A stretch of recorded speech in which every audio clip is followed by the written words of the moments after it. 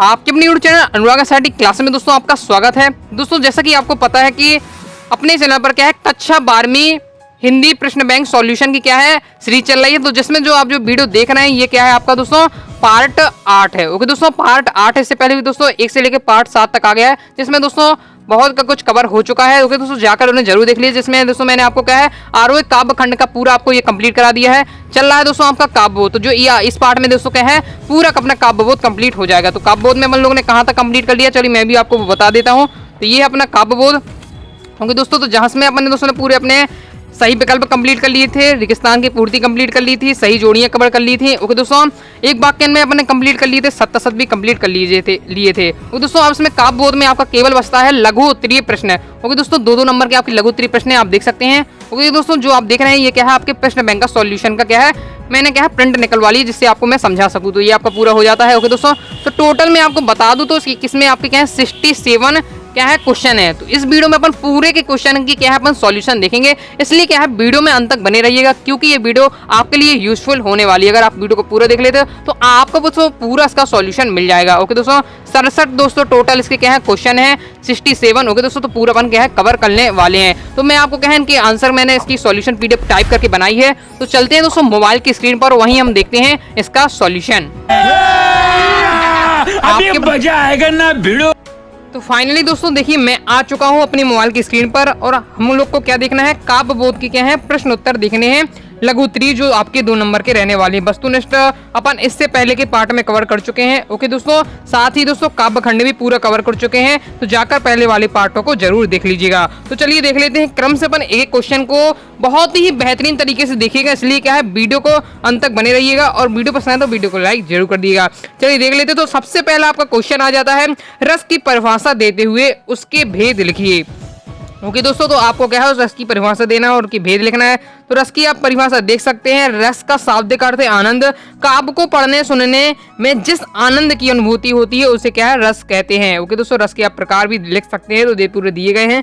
Okay दोस्तों इन्हें आपको क्या है अच्छे से तैयार कर लेना, साथ ही इनके आपको क्या है स्थायी भाव भी तैयार कर लीजिएगा। चलिए देख लें दूसरा क्वेश्चन है आपका रस के प्रमुख अंग कौन कौन से हैं। तो आपको रस के प्रमुख अंग कौन कौन से, तो रस के प्रमुख 4 अंग होते हैं, स्थायी भाव, विभाव, अनुभाव और संचारी भाव। चलिए इन्हें देख लेते तीसरा क्वेश्चन है रस की निष्पत्ति में सहायक तत्व के नाम लिखिए। तो इसका आंसर आप देख सकते हैं रस में सहायक अवयव निम्नलिखित है, स्थायी भाव, विभाव, अनुभाव, संचारी भाव। ओके दोस्तों सहायक तत्व पूछे तो वही लिखना है आपको।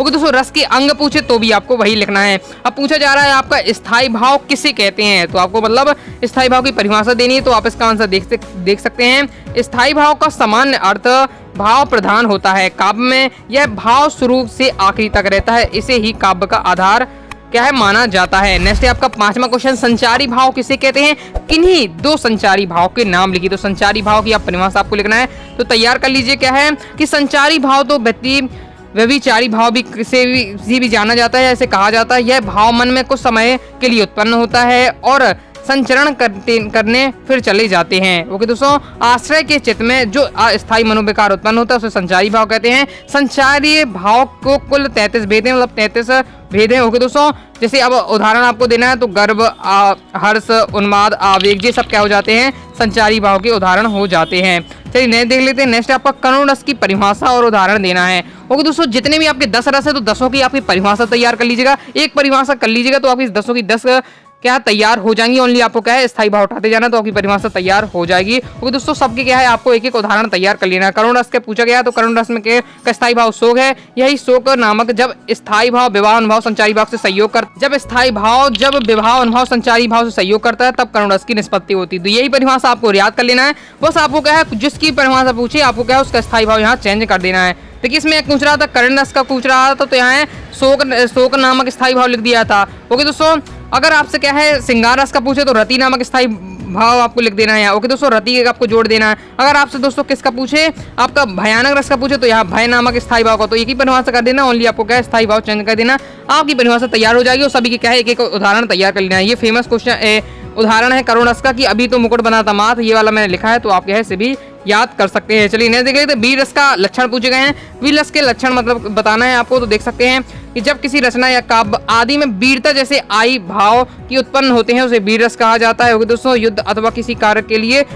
हृदय में उत्साह का भाव जागे तो उसे वीर रस कहा जाता है। बुंदेलो हलवों के मुंह से हमने सुनी कहानी थी, इसमें क्या है, वीर रस का मिश्रण है। तो ये आप क्या है उसके लिख सकते हैं लक्षण। नेक्स्ट है आपका 8वां क्वेश्चन, रस के आवश्यक तत्व कौन कौन से हैं? तो रस के आवश्यक तत्व क्या है, स्थायी भाव, विभाव, अनुभाव, संचारी भाव। क्या है, देखिए आंसर एक ही है लेकिन कई प्रकार से क्वेश्चन पूछा कि रस के स्थायी भाव बताइए, सहायक तत्व बताइए, रस की आवश्यक तत्व बताइए, लेकिन आंसर क्या है, एक ही है। तो ये आपको देख लेना है क्योंकि दोस्तों सभी को क्या है क्वेश्चन घुमा के बनाए गए हैं बहुत सारे, नहीं तो इसी प्रकार आपकी है क्वेश्चन है। नेक्स्ट आपका विभाव किसे कहते हैं? तो विभाव का अर्थ है भाव को प्रकट करने वाले कारण को विभाव कहते हैं, अर्थात वे सभी साधन जिनके कारण हमारे मन में भाव उत्पन्न होते हैं उन्हें क्या है, विभाव कहते हैं। नेक्स्ट है आपका अनुभाव के भेद लिखिए। तो अनुभाव के दोस्तों 3 भेद होते हैं, कौन कौन से? संशय, विपर्य और तर्क, ये आपके होते हैं अनुभाव के भेद। तो तैयार कर लीजिएगा। नेक्स्ट है आपका विभाव अनुभाव में क्या है आपसे अंतर पूछा गया है, तो देख सकते हैं इसे आप यार तालिका के रूप में बना लीजिएगा। पहले मैं ट्राई कर रहा था, तालिका नहीं बन पा रही थी, फिर मैंने सीख लिया तो देखिए नीचे मैंने तालिका भी बनाई है, और दोस्तों टाइप करने में दिक्कत हो रही थी जब। तो देखिए विभाव को आपका क्या है, इन्हें आपका तालिका बना के लिख सकते हैं। तो ये आपके 3 पॉइंट दिए विभाव के, या 3 पॉइंट दिए अनुभाव के। विभाव भाव का मात्र कारण होता है, ओके दोस्तों, और अनुभाव भाव का परिवर्तन या चेष्टाएं होती है। विभाव के 3 पक्ष होते हैं, ओके दोस्तों, और अनुभाव का केवल आश्रय पर ही क्या है निर्भर रहता है। तो ये पूरा आपके उदाहरण हो जाते हैं। ओके दोस्तों 3 पॉइंट है तीनों के, वैसे आपको 2 लिखना है, और नेक्स्ट आपको उदाहरण से समझा दिया गया है। तो देख सकते हैं पूरा आपको क्या है स्क्रीनशॉट लेते चलिए, यानी नोट करते चलिए। चलिए 12वां क्वेश्चन देख लें। तो स्थायी भाव और संचारी भाव में अंतर, बहुत ही महत्वपूर्ण क्वेश्चन है, ये आपके बहुत ज़्यादा चांस रहते हैं, तो उसको तैयार कर लीजिएगा। मैंने इसमें टोटल आपके क्या है 6 अंतर बता दिए, लेकिन आपका 2 नंबर का क्वेश्चन आना है, तो आपको क्या है 3 अच्छे से रट लेना है, ओके दोस्तों, जिससे आपको पेपर में 2 भी याद रहे। ये बड़ी अच्छी बात कही आप। तो देखिए ये पूरी तालिका दी गई है, लेकिन दोस्तों इसमें एक गलती हो गई, मैं आपको बता देता हूँ, ध्यान से देखिएगा।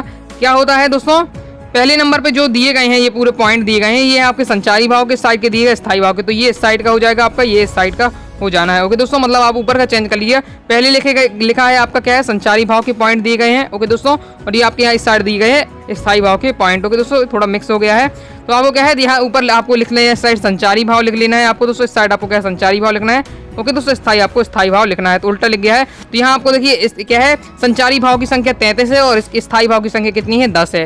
ओके दोस्तों, तो इस साइड आपका पूरा संचारी भाव का चल रहा है आपका, ओके दोस्तों, ये पूरा आपका संचारी भाव का है, ये पूरा आपका स्थायी भाव का है, तो ये बस हो गया है। ओके दोस्तों, तो ये आपको पूरे अंतर हो जाते हैं, तो आप इसे स्क्रीनशॉट ले लीजिए, बस आपको क्या है चेंज कर देना है। ओके, नाम गलत लिख गया है, स्थायी भाव की जगह पर संचारी भाव लग गया, संचारी भाव की जगह स्थायी भाव लग गया है, तो ये आप देख सकते हैं, स्क्रीनशॉट ले लीजिए। ओके दोस्तों, बस आपको ध्यान रखना है थोड़ा सा। चलिए नेक्स्ट देख लेते 13वां क्वेश्चन, आलंबन विभाव और उद्दीपन विभाव में क्या है अंतर लिखना है। तो चलिए देख सकते हैं। तो आलंबन विभाव के बारे में पहले आपको बताया गया है, तो देख सकते हैं आप, उसकी परिभाषा दी गई है और उसका उदाहरण लिखा हुआ है। फिर आपका उद्दीपन विभाव है, तो उद्दीपन विभाव भी आप देख सकते हैं। ओके दोस्तों, उसका परिभाषा और उदाहरण देकर समझाया गया है। 2-2 नंबर के हैं, आपका क्या करना है, परिभाषा उदाहरण देना है, दूसरे में अंतर में भी आपको परिभाषा उदाहरण, तो आपका 2 नंबर का कंप्लीट हो जाएगा। चलिए देख लेते हैं, नेक्स्ट देख लेते हैं, रस किसे कहते हैं। तो देखिए रस का शाब्दिक अर्थ होता है आनंद, काव्य को पढ़ने सुनने में आनंद की अनुभूति होती है, उसे रस कहते हैं। नेक्स्ट है 15 क्वेश्चन है, काव्य किसे कहते हैं। तो ओके दोस्तों, तो काव्य क्या है, वाक्यम रसात्मक काव्यम, मतलब रस युक्त वाक्य ही काव्य है। ओके, तो यह परिभाषा हो जाती है। नेक्स्ट है आपका 16वां क्वेश्चन, काव्य के भेद बताइए। तो काव्य के 2 भेद होते हैं, श्रव्य काव्य और दृश्य काव्य। 17वां क्वेश्चन है, शैली की दृष्टि से काव्य के भेद लिखना है। तो शैली की दृष्टि से 3 प्रकार के होते हैं, 3 भेद होते हैं, पद्य काव्य, गद्य काव्य और चंपू काव्य। ओके, तो देख दिया आंसर, तो फास्टिंग शॉर्ट लीजिए, और समझने में दिक्कत हो रही है तो वीडियो को फुल क्वालिटी में बढ़ा लीजिएगा, और वीडियो पसंद आ रही हो ओके दोस्तों, तो क्या है लाइक जरूर कर दीजिएगा, साथ ही सब्सक्राइब करके रखिएगा, क्योंकि ये चैनल आपकी पढ़ाई के लिए समर्पित है। ओके दोस्तों, आपको क्या है अच्छे नंबर दिलाने की पूरी कोशिश करेगा। नेक्स्ट है आपका 18वां क्वेश्चन, प्रबंध काव्य का अर्थ बताते हुए उनके भेद लिखिए। तो देखिए प्रबंध काव्य क्या है, इसकी परिभाषा दी गई, उसके भेद हैं महाकाव्य और खंड काव्य। तो देख सकते हैं, स्क्रीनशॉट ले लीजिए फास्ट ही। चलिए 19वां क्वेश्चन देख लेते हैं, खंड काव्य किसे कहते हैं। तो खंड काव्य की आप परिभाषा देख सकते हैं और साथ ही उदाहरण दिया हुआ है। ओके, तो इसका स्क्रीनशॉट ले लीजिए और आराम से क्या है नोट कर लीजिए, या आप वीडियो को पॉज करके भी नोट कर सकते हैं।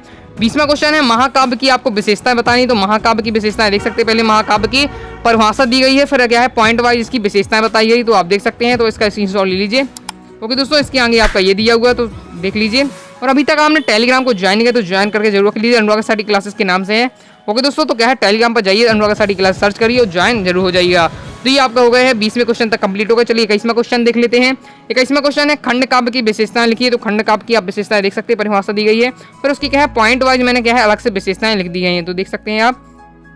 तो क्या है आप फास्ट स्क्रीनशॉट ले चलिए। नेक्स्ट देख ले, तो नेक्स्ट है आपका 22वां क्वेश्चन है, दो महाकाव्य और उनके क्या है रचनाओं की आपको नाम लिखना है, रचनाकारों के। ओके दोस्तों, तो मैंने लिख दिए हैं आपको टोटल 5, आपको कोई भी 2 लिख लेना है। जैसे रामचरितमानस के क्या है तुलसीदास है, रामचंद्रिका केशव दास साकेत, मैथिली शरण गुप्त, इस प्रकार से दी गई है, तो आप क्या है नोट कर सकते हैं। चलिए नेक्स्ट देख ले, तो नेक्स्ट है आपका 2 खंड काव्य और उनके रचनाकार लिखना है। ओके दोस्तों, तो इस साइड दिए गए हैं पूरे क्या है आपके खंड काव्य दिए गए हैं। ओके दोस्तों, उनके रचनाकार ये साइड लिखे हुए हैं, तो आप देख सकते हैं जैसे सुदामाचरित, नरोत्तम दास पंचवटी, मैथिली शरण गुप्त, तो ये पूरा दिया गया है, तो वह है फास्ट स्क्रीनशॉट लिख लीजिए। चलिए नेक्स्ट देख ले, तो 24वां क्वेश्चन आख्यान गीति किसे कहते हैं, उदाहरण सहित आपको बताना है। तो इसका आंसर आप देख सकते हैं आख्यान गीति किसे कहते हैं। ओके दोस्तों, तो इसका स्क्रीनशॉट लीजिए फास्ट ही। चलिए नेक्स्ट देखिए, तो नेक्स्ट है आपका 25वां क्वेश्चन प्रबंध काव्य मुक्तक काव्य में अंतर आपको बताना है। तो देखिए प्रबंध काव्य मुक्तक काव्य में अंतर बताना है, 2 नंबर का, तो परिभाषा उदाहरण आपको बता देना है। तो मैंने पहले प्रबंध काव्य के बारे में लिख दिया, फिर क्या है मुक्तक काव्य के बारे में लिख दिया है, क्या है इसका स्क्रीनशॉट ले लीजिए। ओके दोस्तों, आपको एक बार क्या करना है, प्रबंध काव्य की परिभाषा उदाहरण याद कर लेना है, फिर जिस प्रकार से पूछे आपको बता देना है। प्रबंध काव्य की परिभाषा उदाहरण पूछे तो लिख देना है। ओके दोस्तों, अगर अंतर पूछे तो भी आपको परिभाषा उदाहरण लिखना देना है। चलिए नए दिले 26वां क्वेश्चन है, ये बहुत ही मोस्ट इंपोर्टेंट क्वेश्चन है, सबसे आसान है और फेमस क्वेश्चन है, महाकाव्य और खंड काव्य में अंतर। ओके दोस्तों, तो देख सकते हैं महाकाव्य और खंड काव्य में अंतर, तो ये दिया है पूरा तालिका बेहतरीन तरीके से, तो क्या है इसका स्क्रीनशॉट ले लीजिए। ओके दोस्तों, महाकाव्य और खंड काव्य में आपका अंतर दिया हुआ है, तो देख सकते हैं पॉइंट वाइज पॉइंट दिया है, तो आप देख सकते हैं क्रम से आपको तालिका बनाकर, तो फास्ट क्या है इसका स्क्रीनशॉट ले लीजिए। तो चलिए नेक्स्ट क्वेश्चन देख ले, तो नेक्स्ट क्वेश्चन है आपका 27वां क्वेश्चन, पाठ्य मुक्तक और गैर मुक्तक में आपको अंतर बताना, तो इसका भी आपको देखिए तालिकाबद्ध दिया गया है, तो देख सकते हैं। ओके, तो 3 पॉइंट आपको दिए गए हैं। पाठ्य मुक्तक पढ़ा जाता है, गैर में गाए जाते हैं, एक ही भाव की गहनता होती है। ओके दोस्तों, गैर मुक्तक में संगीतात्मकता होती है, इसमें कवि बिहारी और क्या है कबीर रहीम है। ओके दोस्तों, गैर मुक्तक में आपका तुलसीदास, ओके दोस्तों सूरदास मीराबाई हो जाते हैं। 28वां क्वेश्चन है मुक्तक काव्य के रूप लिखिए तथा उनके प्रमुख लक्षण भी लिखिए, तो इसका आंसर आप देख सकते हैं पूरा दिया गया है। मुक्तक काव्य की आपको रूप लिखना है, लक्षण लिखना है, तो इसी के अंदर आप देख सकते हैं।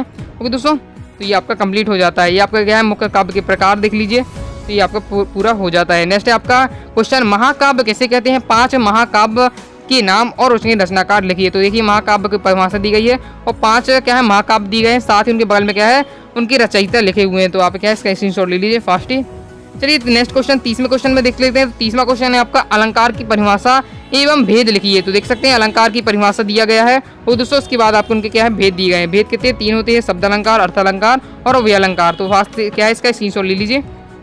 चलिए नेक्स्ट क्वेश्चन देख लेते हैं। 31वां क्वेश्चन है अलंकारों के प्रकार पर प्रकाश डालिए। ओके दोस्तों, अलंकारों के आपको क्या बताना है, प्रकार बताना है, तो इसका आंसर आप देख सकते हैं। ओके दोस्तों, शब्द अलंकार, अर्थ अलंकार, अव्यय अलंकार। नेक्स्ट है आपका रूपक अलंकार की परिभाषा देना है, तो इसका आंसर आप देख सकते हैं। रूपक अलंकार की आपको परिभाषा दी गई है, तो क्या है फास्ट स्क्रीनशॉट ले लीजिए। ओके, चलिए नेक्स्ट देख लेते हैं। नेक्स्ट है आपका 33वां क्वेश्चन रूपक अलंकार के प्रकार। तो रूपक के अलंकार के 2 प्रकार होते हैं, अभेद रूपक और क्या है तत्पुरुष रूपक, तो आप क्या है स्क्रीनशॉट ले लीजिए। नेक्स्ट है आपका 34वां क्वेश्चन रूपक अलंकार की परिभाषा, तो इसका आंसर आप देख सकते हैं। ओके दोस्तों, रिपीट हो गया है शायद क्वेश्चन, इसलिए आप देख लीजिए फास्ट क्या है स्क्रीनशॉट ले लीजिए। चलिए नेक्स्ट देख लेते हैं 35वां क्वेश्चन संधि अलंकार की आपको परिभाषा बतानी है। ओके दोस्तों, तो नेक्स्ट आंसर आप देख सकते हैं, तो क्या है फास्ट स्क्रीनशॉट ले लीजिए संधि अलंकार की परिभाषा। चलिए नेक्स्ट देख ले, तो नेक्स्ट है आपका 36वां क्वेश्चन भ्रांतिमान अलंकार की आपको क्या है परिभाषा बतानी है, तो इसका आंसर आप देख सकते हैं, तो फास्ट स्क्रीनशॉट लेते चलिए। ओके दोस्तों, चलिए नेक्स्ट देख ले। नेक्स्ट है आपका विरोधाभास अलंकार की परिभाषा, बहुत ही इंपॉर्टेंट क्वेश्चन है, सभी को तो आपको तैयार कर लेना है, ज़्यादा बड़े नहीं है। और दोस्तों, तो आपकी परिभाषा दी है विरोधाभास की, तो फास्ट स्क्रीनशॉट ले लीजिए। चलिए नेक्स्ट देख लेते हैं 38वें क्वेश्चन में व्यतिरेक अलंकार की परिभाषा लिखिए। ओके दोस्तों, तो देख सकते हैं आप व्यतिरेक अलंकार पूरी परिभाषा दी गई है, साथ ही क्या उदाहरण दिया है, तो आप इसका स्क्रीनशॉट ले लीजिए। वीडियो को फुल क्वालिटी में देखिए तो आपको समझने में दिक्कत नहीं होगी। साथ ही दोस्तों क्या है इंस्टाग्राम पर भी फॉलो कर सकते हैं महत्वपूर्ण जानकारियों के लिए, और टेलीग्राम को जरूर ज्वाइन कर लीजिएगा क्योंकि आपको वहीं मटेरियल मिलता रहेगा।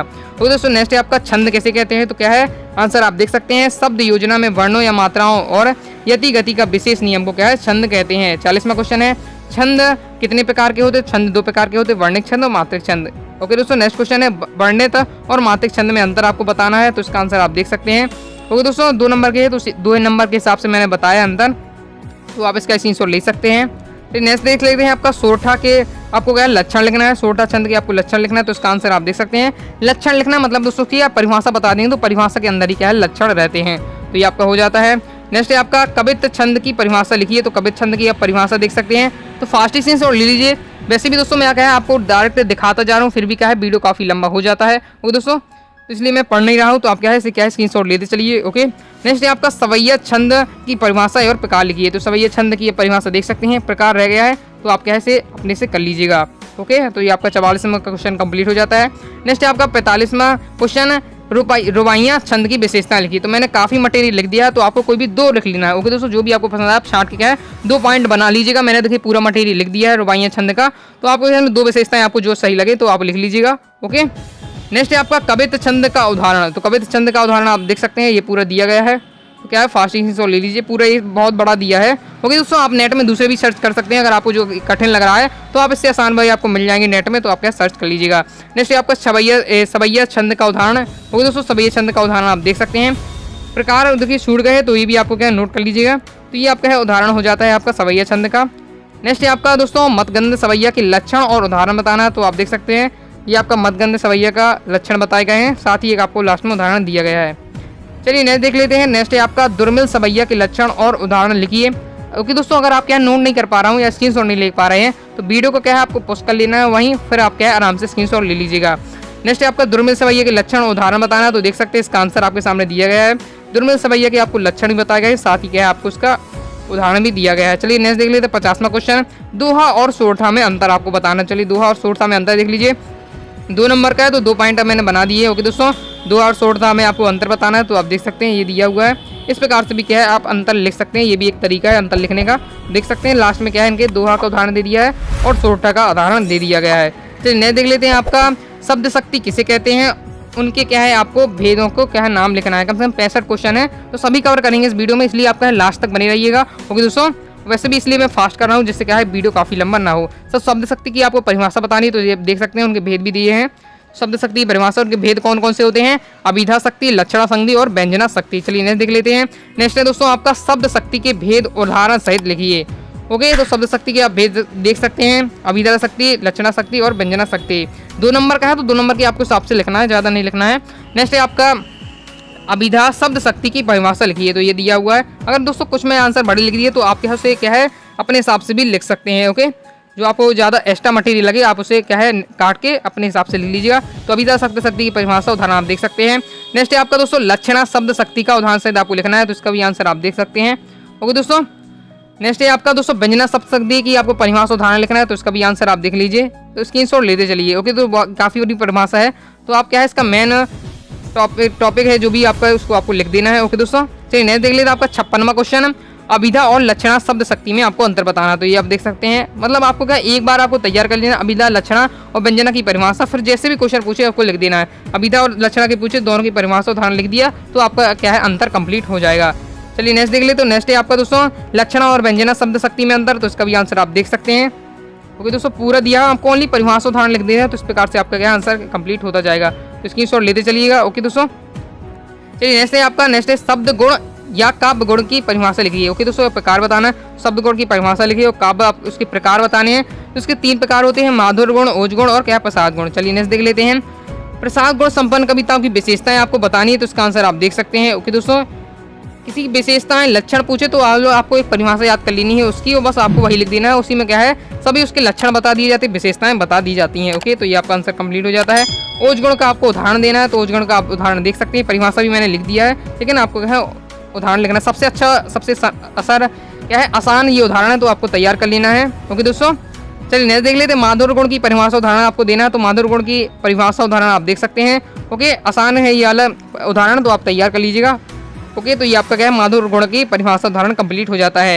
नेक्स्ट देख लेते हैं 62वां क्वेश्चन, माधुर्य और प्रसाद गुण में आपको क्या है अंतर बताना है, तो देख सकते हैं माधुर्य गुण की परिभाषा उदाहरण दिया है, तो स्क्रीनशॉट ले लीजिए। ओके दोस्तों, इसके बाद आपको क्या है प्रसाद गुण की परिभाषा उदाहरण दिया है, तो ये इसका भी स्क्रीनशॉट ले लीजिए। यही आपका क्या उदाहरण अंतर हो जाता है। ओके दोस्तों, जैसे आपका ओज और माधुर्य गुण में अंतर आपको बताना है, तो देख सकते हैं ओज गुण और माधुर्य गुण की परिभाषा उदाहरण दिया है, तो आपके 2 नंबर के हैं, तो आप किसी में क्या है 2 पॉइंट बन जाते हैं, तो आपको क्या है फुल मार्क्स मिल जाएंगे, तो ये आपका कंप्लीट हो जाता है। नेक्स्ट है आपका दोस्तों बिंब क्या है उदाहरण के माध्यम से समझाइए, तो दिया गया है। ओके दोस्तों, तो तैयार कर लीजिएगा, फास्ट स्क्रीनशॉट ले लीजिए, आपकी बिंब की परिभाषा दी गई है। नेक्स्ट है दोस्तों आपका बिंब के आपको भेद लिखना है, तो बिंब के आपको 3 भेद हैं, इंद्रिय बिंब, काल्पनिक बिंब और प्रेरक अनुभूति पर बिंब। ओके दोस्तों, तो ये आपका कंप्लीट हो जाता है। 66वां क्वेश्चन है, प्रेरक अनुभूति के आधार पर बिंब के प्रकार लिखिए, तो आप देख सकते हैं प्रेरक अनुभूति के आधार पर बिंब कितने ये दिए गए हैं, तो आपका इनका स्क्रीनशॉट ले लीजिए। ओके दोस्तों, तो इस प्रकार से आपका ये कंप्लीट हो जाता है।